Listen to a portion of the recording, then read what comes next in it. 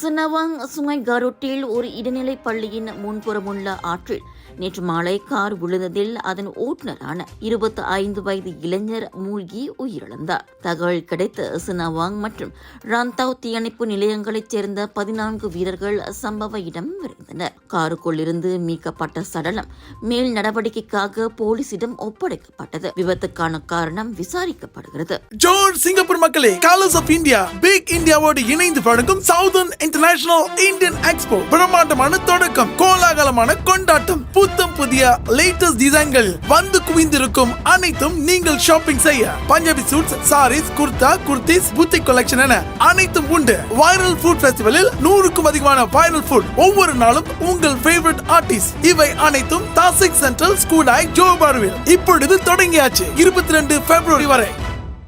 விலையோ மலிவு, செலவோ குறைவு, தரமோ உயர்வு, மனமோ நிறைவு. மக்களின் தேர்வு என்ரிகோஸ் முழு ஆடை சத்துள்ள பால்மாவு.